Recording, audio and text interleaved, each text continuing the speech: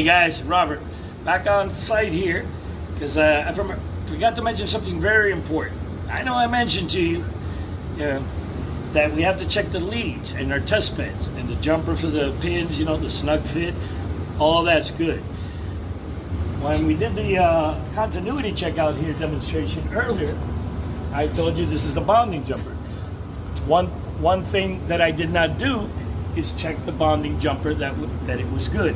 Because if you're going to go to ground, and now that I showed you on the whiteboard how to ring out a wire that's 100 feet long, you got to make sure that the ground you got over there when you're just putting the jumper and the one for the meter has to be a good ground. And you have to check it prior. Again, check your test bed prior to doing the ring out.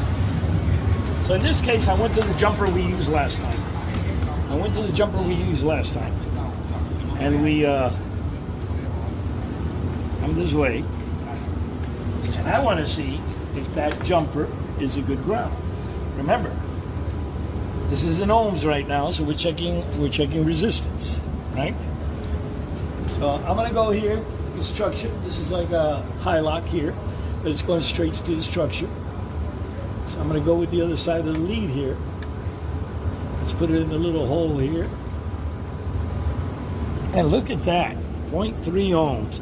So now we know that ground that we use for the test bed to go to check power is a good ground. You always got to check the ground you're going to. It's very easy in the E&E compartment, the electronics compartment, where the units are at. Why? Because the units are on the rack that are bonded to ground for obvious reason. Those electronic units got to be bonded to the case of those units. So a good one, do you go anytime in E&E? And a lot of times you're in the E&E because that's where the units are. So you just go there to the rack. But when you're in the thin, like I demonstrated over there, you gotta look for a good ground. Anyway, I just want to mention that because I had forgotten to mention that you also gotta check the ground because it's part of the test bed. All right? Robert signing off, and pass on the word like I said to the technician.